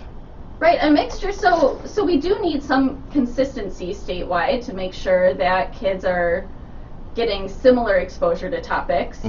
Right across the board. So standards, we have our national and state learning standards. And then, you know, the school board should know what's going on. And I've got a teaching background. I would love to sit and choose curriculum all day, but that's not really the role of the school board, right? Okay. So curriculum should be set by people with the educational background to do so properly. So we have some district administrators with that sort of background, and then we have the teachers who are doing it. Well, you need their buy-in. Sure. Or you're not going to get anywhere, right? And as someone who graduated from UW-Madison, I'll say my undergrad, they taught us how to create curriculum. Oh, really? And it was really a shock to go into real classrooms, into the real world, and have someone hand me a book and tell me, okay, now you're going to read this script. Oh, you're kidding. To teach math. And it's an adjustment. Is that the way it's done? Tell me it's not. Oh, absolutely. So for a reading curriculum, I could sit and read a script of it says exactly what to say, it says exactly how to say it, it said, you've got it, it's all scripted. And the good teachers know how to make that their own. Yeah, there you go. Right. Thank you. Yeah. I would be going, my eyes would be rolling, I'd be the kid getting into detention and going down to the principal's office. So I'm not paying attention because you're sitting there reading a script and following it through like this. Teachers need room to be creative. They do. I appreciate the consistency. We do need consistency school to school and district to district to an extent. But teachers need room to be creative with how they deliver. But how much responsibility? I mean, does the school board? I mean, we've heard about school boards, not in Sun Prairie, that are pulling books out of the library. I mean, where's that fine line? It is a fine line. Well, and you talk about current events. Sure. There isn't going to be a script for how do you talk to kids about what's happening in Ukraine. Right. Right. So they're not talking about Ukraine, by the way, in the schools. Well, it's hard. It's hard because people, it's a fine line. It's really hard not to upset people, but also how do we talk to kids? I mean, that's the world that they're growing up in. Mm-hmm. How do we help them engage in that in an appropriate way? Yeah, you're asking. I'm not a teacher. I'm not attempting that. You'd have to go back to the 60s. You'd have to go back to the 50s and start the historical. Oh my gosh. Yeah, I understand. I get it. I think. I get it. I was a little slow in school. I did pretty good. Tell us so this was one of the questions that you had, and I pulled it off, and I wanted to talk to you about it. Okay. Tell us your priorities for your term in office and your specific qualifications to address it. Actually, I'm more interested in about what your priorities are. I know your background, but talk to me about that. What's the priority? What's not happening that needs to happen on that school board? Well, priority one is the safety of our kids, Wow. right? So you can't get anywhere without that foundation. I'm entrusting the school district with my children. 180 days a year, we're co-parents, right? And I need to trust that my kids are safe. My kids need to feel safe. And yeah. You said safe. Is it safe from what? Physical safety, emotional safety. From whom? Oh. You got to go there. You're getting into details. So, let's talk about chums a little bit. And I am a huge supporter of the school district, right? You know that. I back our school district and do whatever I can to make it better. Chums this year is not running the way it needs to. And What's going on? the TikTok trends, right? Have we That's gone nationwide, into TikTok though. trends? Well, it is Oh, the nationwide, but smacking it's and- part oh of my- our district, Oh, right? okay. So we need a district level response for how do we handle, because TikTok's not going anywhere anytime soon. No. Well, and, here's the old guy in the room. The parents need to start. That's where it needs to start. But that ain't happening. Because we don't want to upset our kids. We're friends. We're friends with our kids. We're not parents. Well, and it's funny you say that because that actually is one critique. I want to be able to be the mom, right? So the district needs to feel comfortable setting a certain standard of behavior and expectation in the classroom.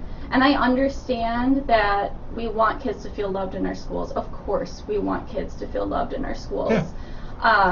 But I also think that we've shied a little bit far away from standards. It's okay if my kid isn't doing what they're supposed to do at school, hold them accountable, right? Because sometimes, if I get a message, well, I wasn't there, and I can be the bad guy, I can put a consequence in at home, but it's not going to be as meaningful as if it happens right away. Sure. And it's hard. Like, as a substitute teacher, I know I haven't always gotten, I'll call down to the office and try to get support. I don't always get the support that I need. I don't know if you have enough people in the school district to get the support, because that's, there are activities that are happening every day in the classroom that shouldn't be happening. And is there a punishment or discipline at school? Sure, but I think it needs to be continued. The discipline doesn't need to be continued, but the discussion needs to be happening at home. Parent-teachers conferences, I have never been a fan of those. Because if something's going on with my kid, I want to know about it today. Don't make me wait weeks, and then you say, well, your son's having a problem with reading. Really? Where have you been for the last 6 weeks? Talk to me. You know what I'm saying? But at the same time, I would like to have, I remember our kindergarten books. Now, you have young ones in kindergarten, or did you? Or Well, I sure used to, but no, I'm almost done with elementary now. But remember the notes we got sent home? That would be cool. Right. Seniors in high school. Right. Yeah. I mean, I knew right away. Let me know how many snacks he had. Oh, that's right. Yeah, I got stories, but this is your time, not my time. But there's got to be that feedback. There's got to be that relationship back and forth. It can't just be email. It can't just be text. It's got to be a phone call. It's got to be in person, I think. Well, and you have to hit parents where they are, right? So for me, an email is fantastic. I function through email. That's my to-do list. It's your age. But it is. You have to know your parents, right? Yes, so you that's have to know which way is Right. best for them for communication. Yeah. If you call me, it's going to go to voicemail. That kills me. That kills me. You're like my son. He texts me and I call him right away. Doesn't pick up. What? I know you just saw that. You were holding your phone. Right. The scary part about email and texting is there's no emotion. You can't see the emotion. You put the emotion into what you're reading, and that's the problem. Well, that's what emojis are for. Oh my God, emoji! Back to emoji. My avatar looks good, cool though. He's skinny, gray hair, skinny, and Chuck Taylors, red ones. But I mean, you see where I'm going with this? I mean, you're talking about safety in that. We have to have the support from family, community, Absolutely. and the school. What's your second priority? Well, which builds into the second priority, right? So collaboration and communication with our families and with our community. How would you do that? So I was a part of a key communicator group a couple of years ago, Okay. and I found it valuable. I thought it was a great. Right now, when someone has an issue they want to bring to the school board, they can submit a public comment online, right? Or they can come in person and speak, but there's no response, right? So you might get an email or a won't have call back dialogue. privately, right? But at a school board meeting, there's no dialogue, and I understand because otherwise the meetings could stretch for hours, right? So I understand why, but where is the space for that then? That there needs to be a space for two-way communication between the school board, between the district, and between our families and stakeholders. And right now, I don't see that. That key communicator group was a great way to do it, and I'm not saying that's the only way to do it, but we need a structured way that isn't Facebook. Because right now, anytime someone gets upset, Oh my gosh. it's all over Facebook, and frankly, I don't love it, but I can't blame them for it, because you feel heard there. Sure. So what's our venue to help people feel heard? Yeah, no, I get it. I've watched what's been going on, especially with graduation and all that, and oh my gosh, I mean, I just, people can get very mean on Facebook. They may not mean to be mean, but they do. They come off very they would never do that if they were standing in front of the person, ever. Right. But that's the thing. So I do believe that teachers have to work closer with parents. They've got to do that, and how they do that, I don't know. That's your answer. That's your question. It's the school board. How do they get that word out? How do they get that message out? It's a challenge. How do teachers collaborate better with parents? Yeah. I think most teachers are trying. Okay. So I know I get a newsletter from my child's teacher. I get newsletters from the school. I personally, I know I have connections with the teachers because I'm in the building. So, I might have a little bit of a skewed or biased perspective there because I get a lot of extra conversations. But I know teachers are always open to talk. So part of it is parents reaching out to teachers and developing that relationship too, and part of it is teachers meeting parents wherever they are, in whatever form of communication they need. I see, I was telling you, Terry's a special ed teacher. The hours she puts in at home is just amazing.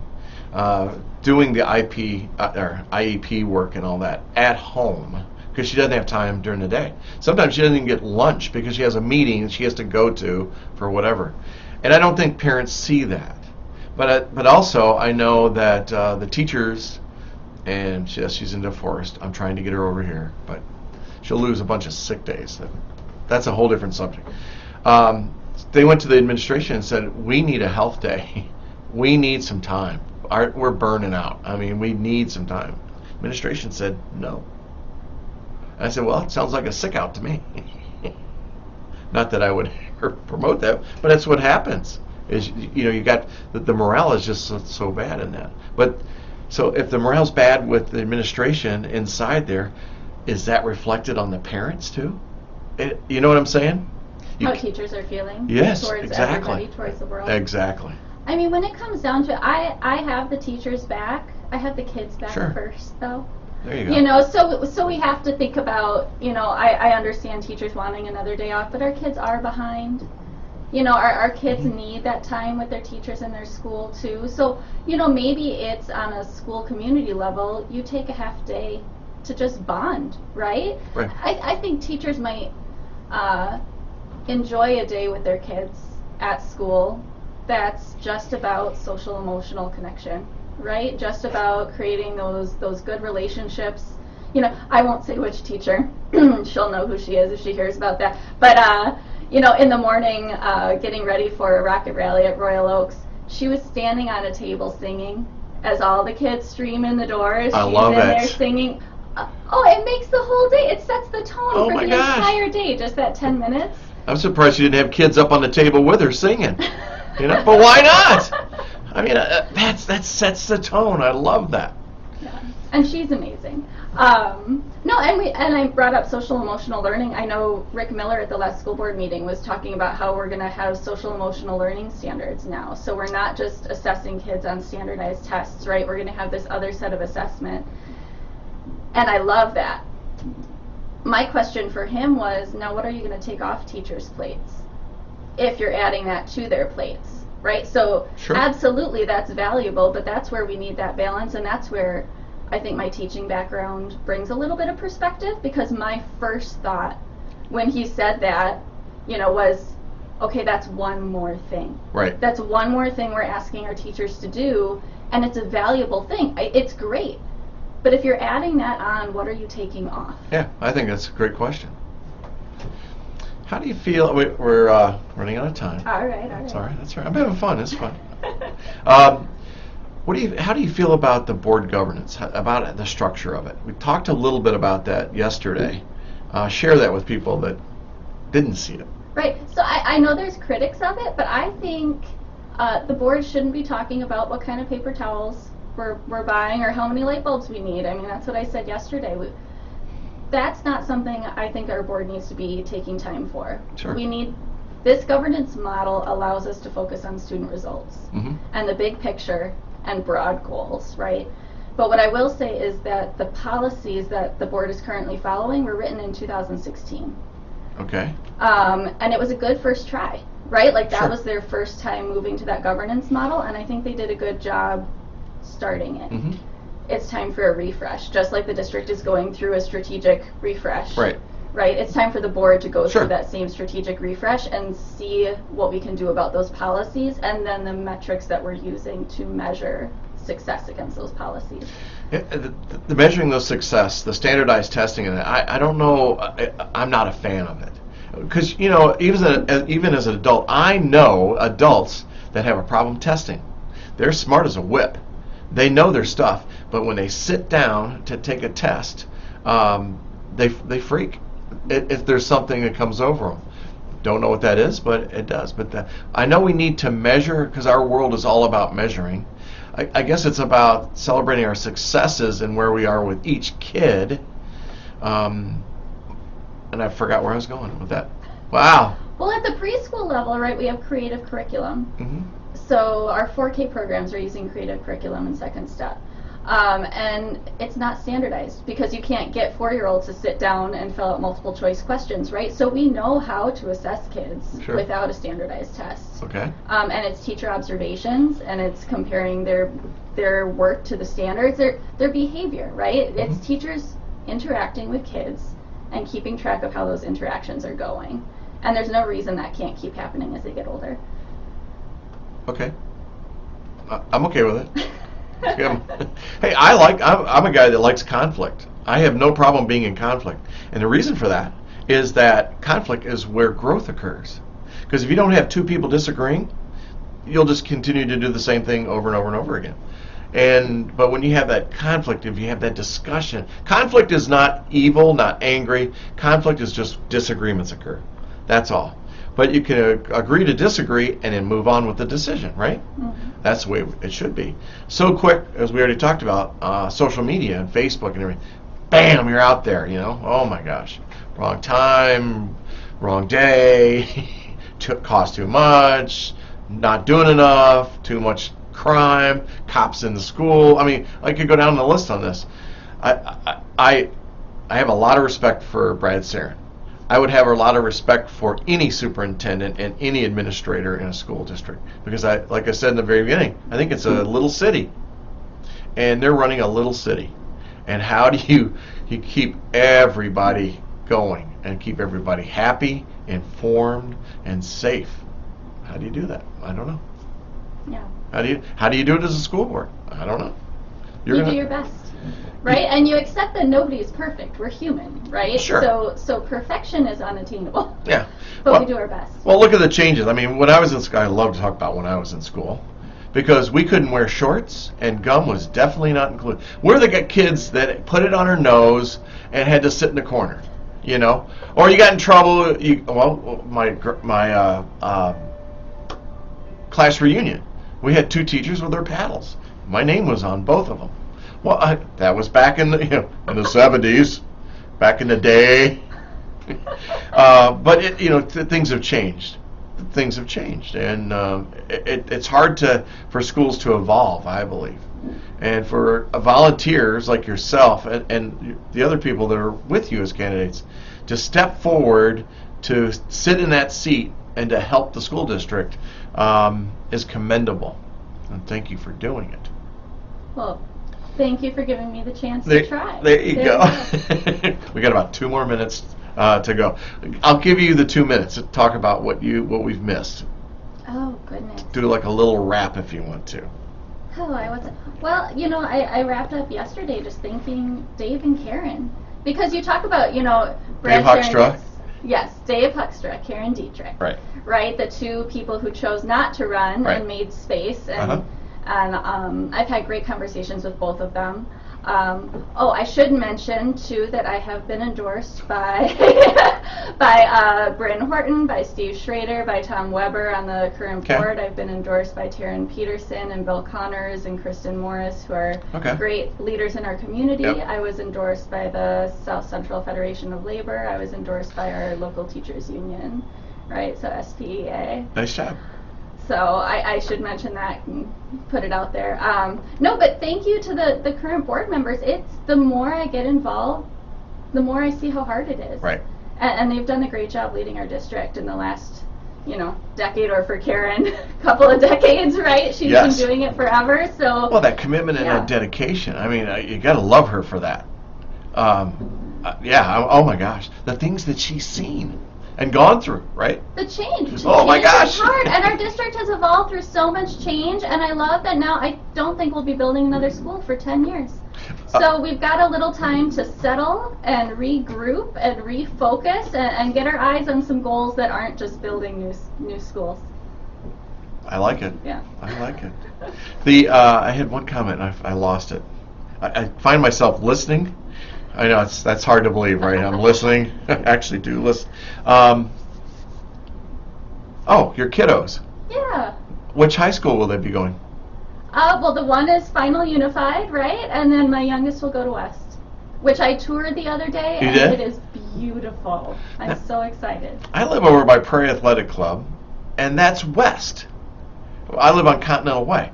That's West. I'm like, really? Well, I am the broadcaster with Mike Powers for the Cardinal football. Just letting you know that. Just letting you know that. I want to say thank you, huge thank you to you, you and everybody else. But I loved how you focused on the kids yesterday and the importance of that. Like I said, Stefan was financial, and you're addressing the kids. Latoya and Lisa were more of the equity side of it, and Steve was board operations, kind of. it was. I was sitting here watching the group up there, going, I don't know who I'm voting for. I came in with a decision and I changed it. I think maybe, could be, possibly, not sure. Interesting. I know. Okay. I know, right? But I want to thank you for running. I really appreciate that very much. Anybody that is into the political campaign thing, and yes, you are in politics, Diana. Like it or not. Exactly. There's nothing wrong. You know, what's happened is politics has gotten a bad name over the last few years, and that's a shame. We've got to get over that and come back together. I don't care how you vote and all that stuff. We just have to come together. In a school board, you got to play nice in the same sandbox. Exactly. Hopefully, no cats have been in it. You know. Well, thank you. You're very welcome. Hey, let's go back to some music. We'll rewrap the show, and yeah, there you have it. Let me see if I got all my buttons pushed here. Okay, there we go. How about this? A little bit of The Way We Move and Langhorne Slim, right here on 103.5 WLSP, The Sun. Good morning, everybody. Nice job. You're on Facebook Live right now. You're still on Facebook. All right. Well, I tell people that because I want you to know you're still being heard Still right now. being listened Right? to. Terry Still being McElroy's on recorded. right now too. She just came on. Oh my gosh, I would have dressed differently if I knew I was being watched and not just listened to. Oh my gosh, I'm sorry. Terry said, I actually forwarded this to your Facebook page. Oh, okay. I did.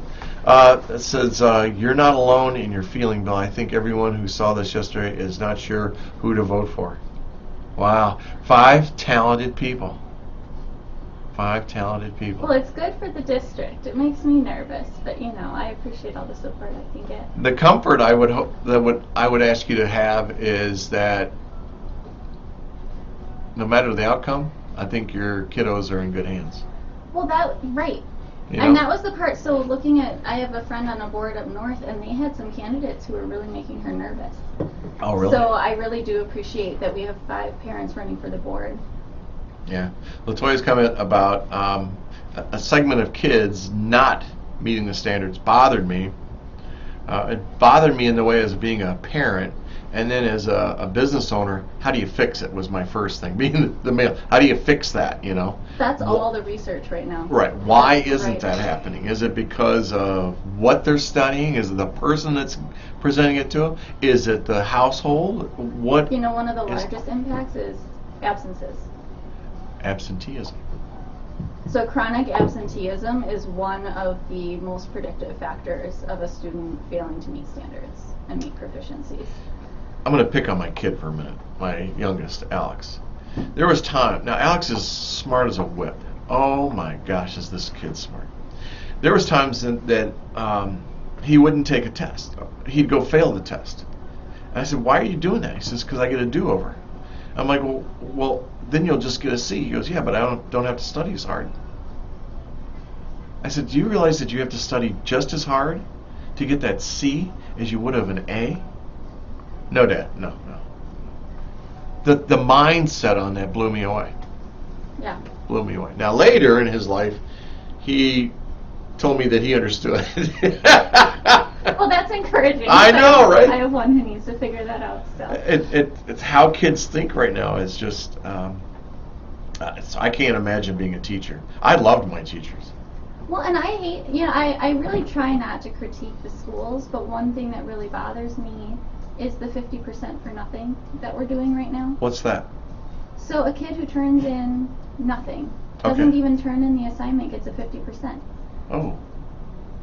And they're Oh. saying, well, it's still an F, which it is, but I don't get half my paycheck when I don't show up for work. And I think Yeah. there's the aspect of, what is the role of our schools? Is it to teach kids or is it to prepare them for the workforce? And I think it has to be both. Right. Right, so I understand the do-overs, right? Yes, Sure. absolutely, we want Yeah. them to go back and relearn the content because the learning is important. Yeah, but they don't get do-overs in real life. You don't get to skip work and get half your paycheck. You don't. So you're Oh. also not preparing kids for the workforce. Right. When you're setting up expectations like that, Sure. we gotta let them fail earlier. Right. Get that 0 and Yeah. have it hurt when Yeah. you're in 8th grade and Right. it doesn't matter. Not when you go to your first job and you Sure. think you can just not show up and then you get fired. Right. It's a lot more painful a lesson when you're older. Yeah, I agree. Yeah. Yeah. I just don't want the kids to give up. It's a fine They line. get so many zeros, and they're like, well, I'm just going to give up. I don't even want to go to school because I'm going to fail doing it. And that happens with adults too. I've had people on my staff that had a problem producing, and they were just so uncomfortable, but they wouldn't talk to me about doing what they needed to do to be successful. And coming So how up, do we teach kids to advocate for themselves? right, exactly. You hit right where I was going. You Sorry. caught my pitch. I liked it. Sorry. I'll Stole walk you your out. punchline. Thank you for coming in. Thank you. You're so welcome.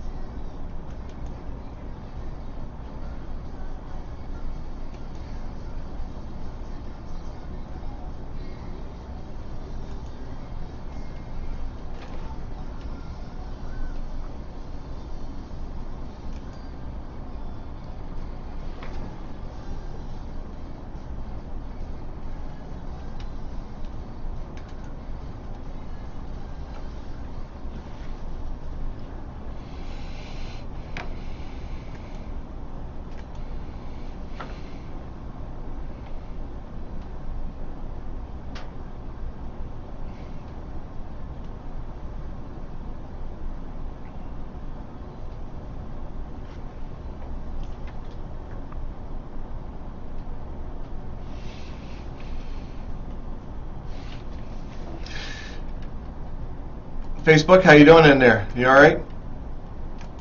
That was an interesting subject. Our school boards. I'm going to talk about it here in a second on the air, but let me get through the song and I'll be back on.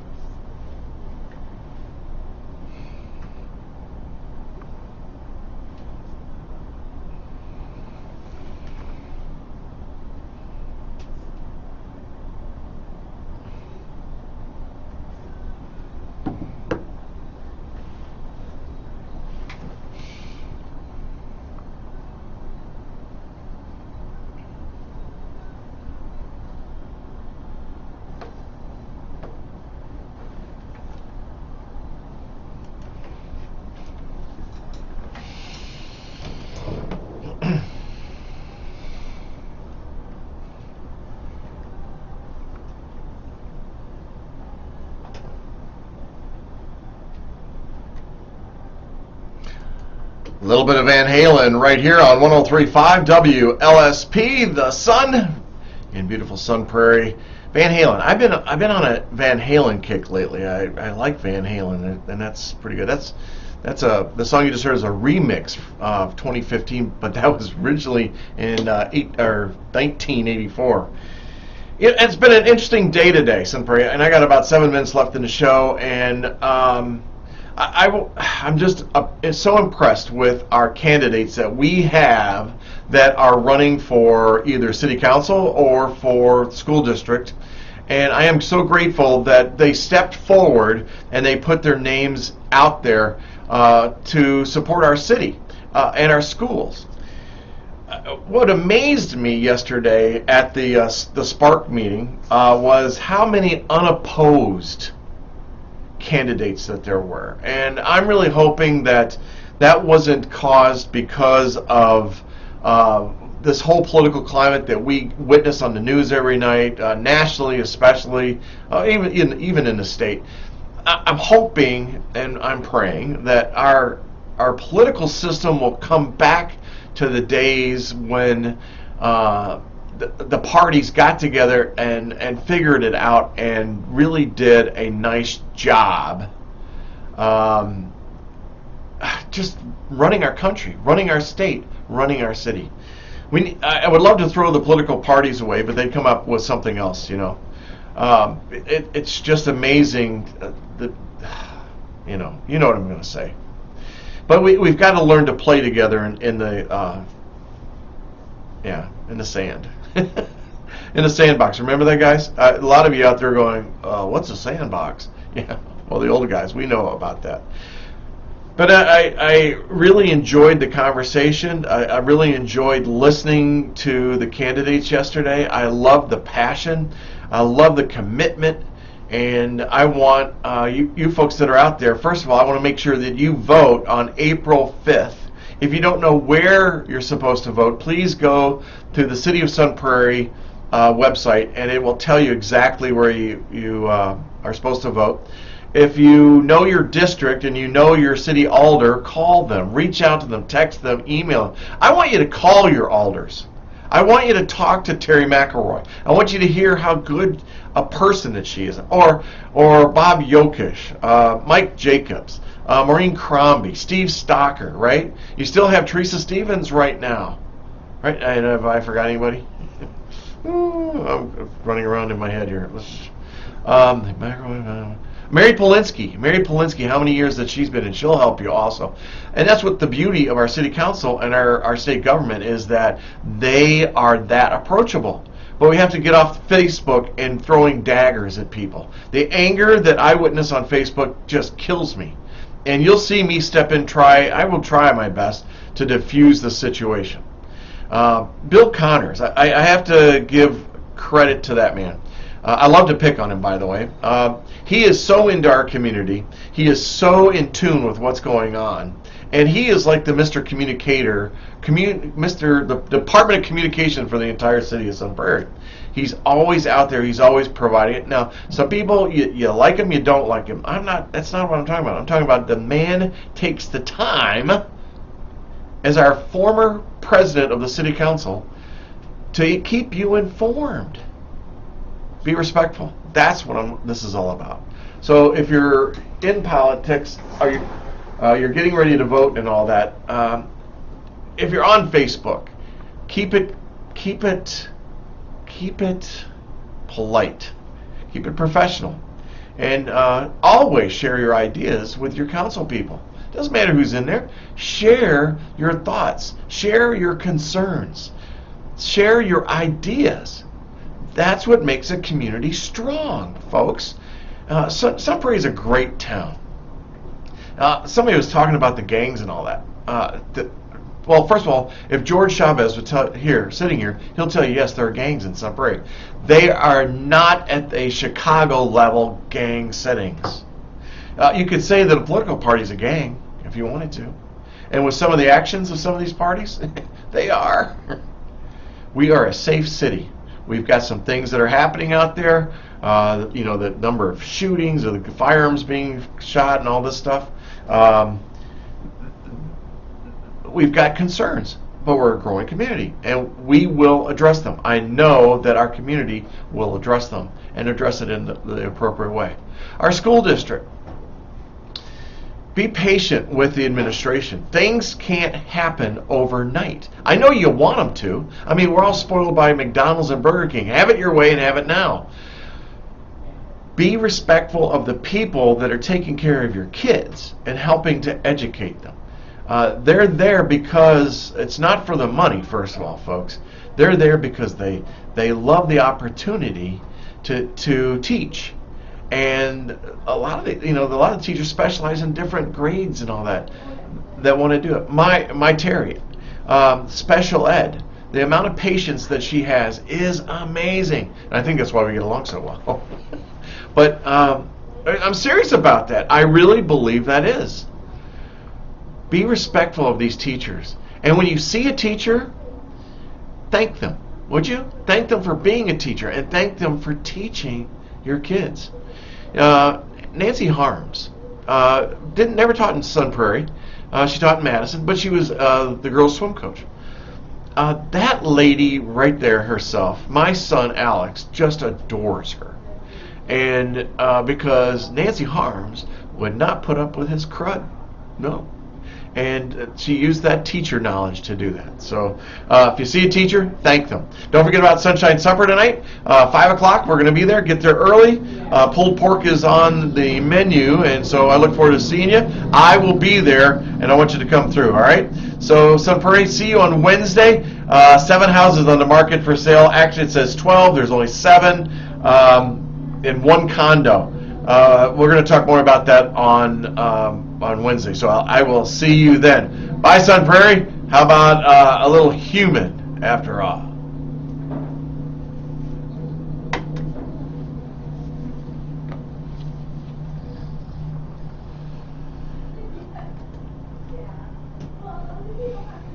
Bye, Facebook.